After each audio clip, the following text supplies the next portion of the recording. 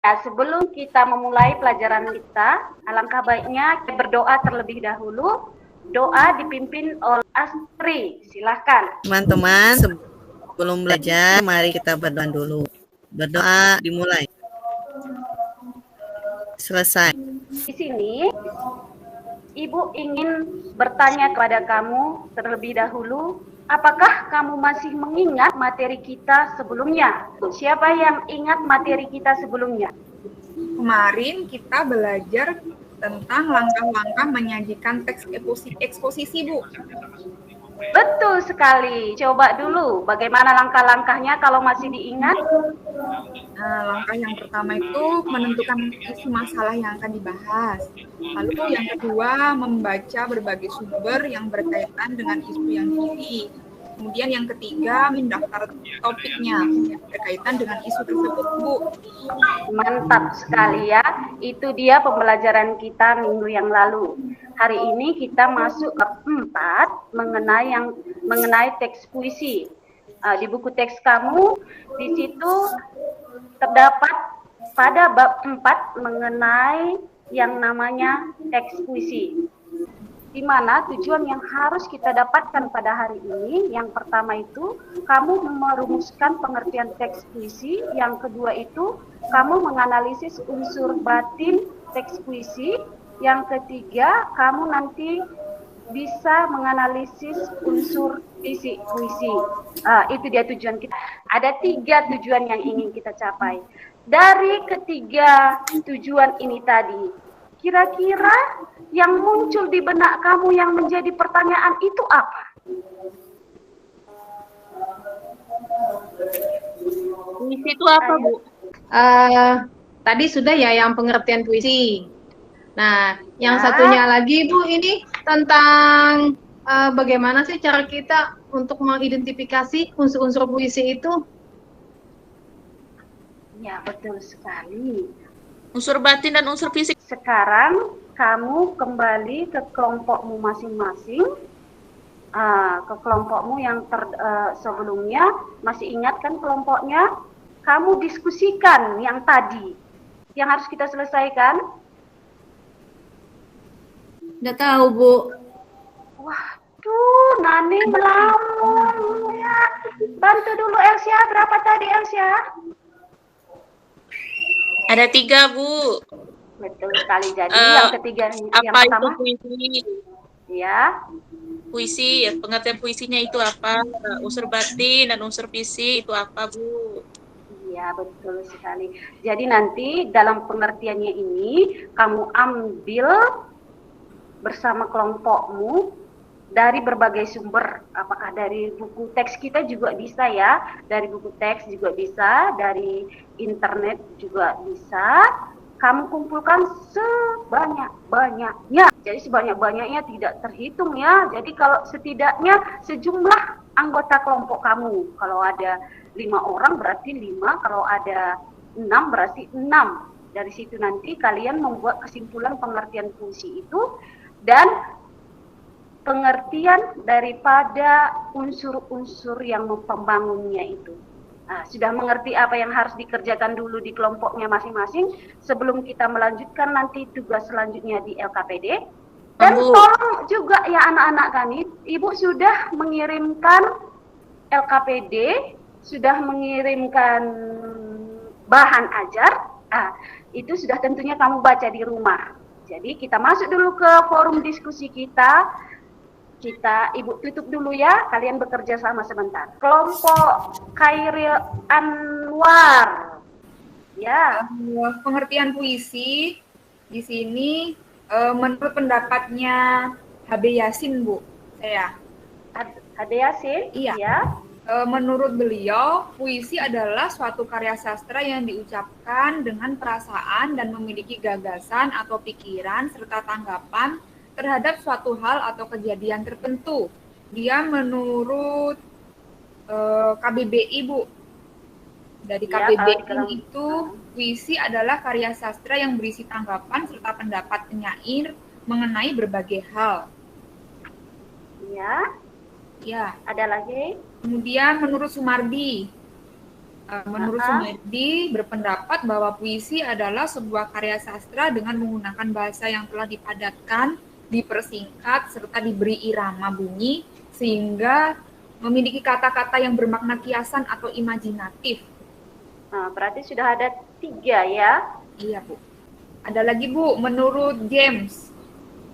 Ya. Menurut James itu puisi adalah ungkapan bahasa yang memiliki daya pikat.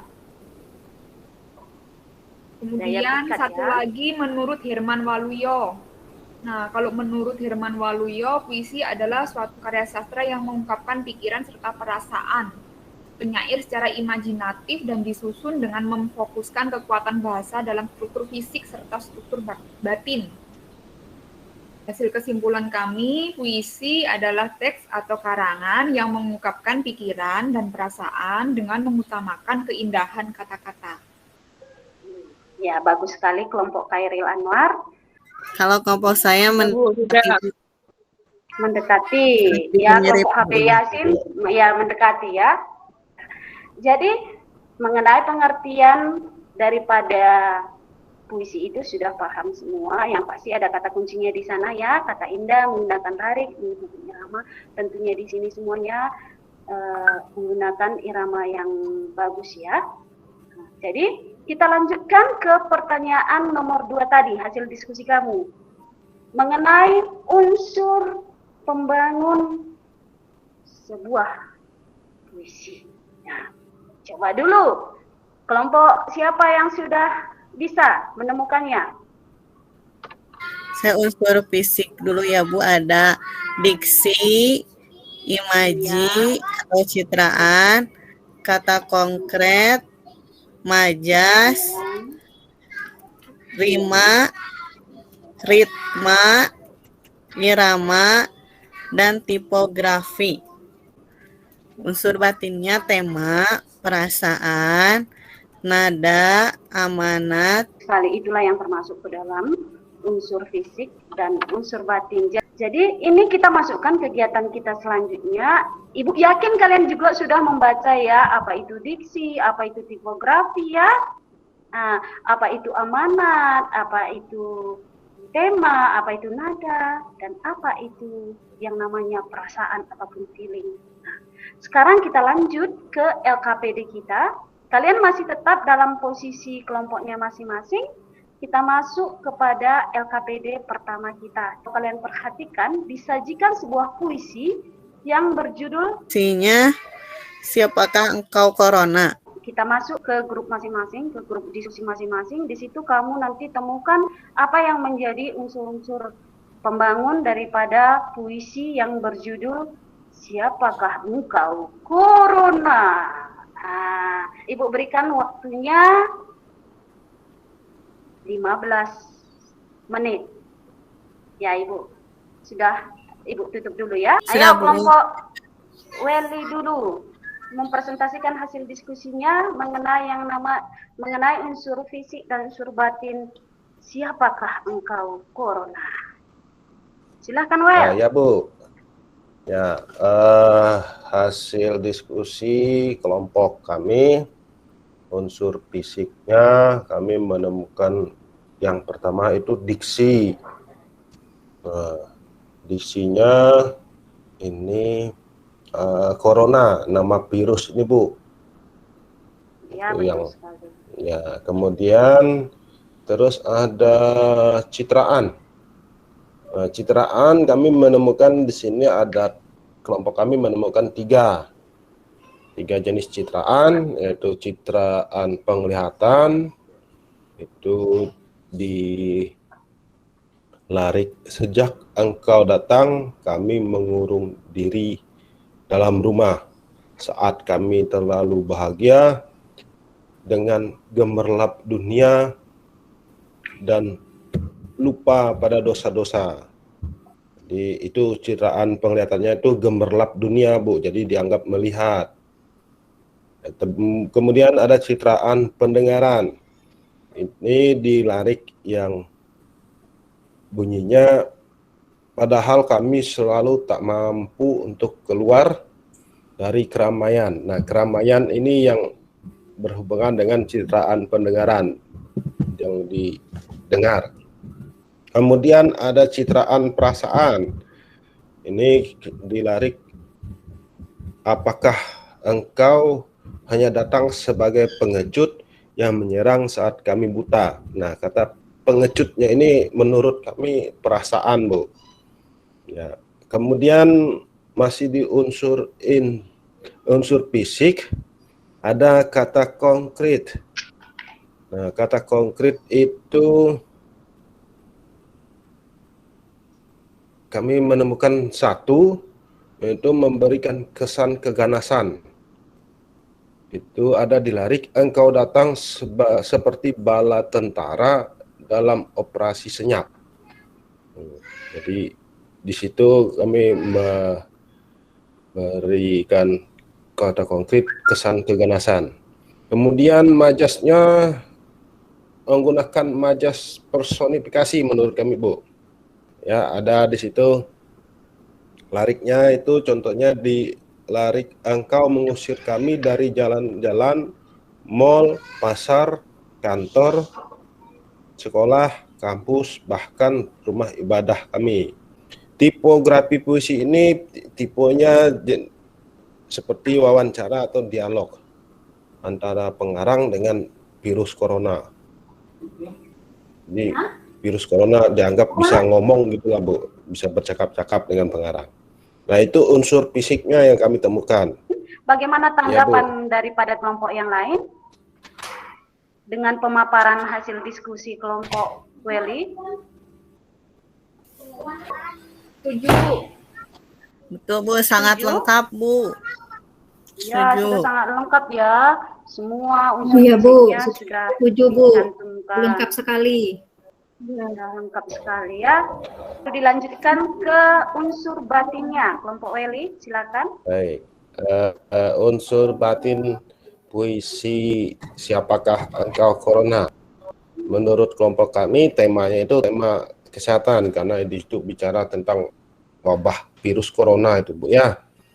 Kemudian unsur batin perasaan, pengarang tidak menyukai corona karena merugikan manusia. Itu dibuktikan di larik yang bunyinya seperti ini, Bu. Apakah engkau hanya datang sebagai pengecut yang menyerang saat kami buta. Nah, ini yang unsur perasaan. Kemudian nadanya kami mengidentifikasikan kelompok kami, pengarang mengajak pembaca untuk tidak menyerah pada corona. Jadi tetap waspada dan berdoa. Itu dibuktikan di larik yang bunyinya, peluru-peluru sedang kami siapkan dari doa-doa yang setiap kami rapalkan.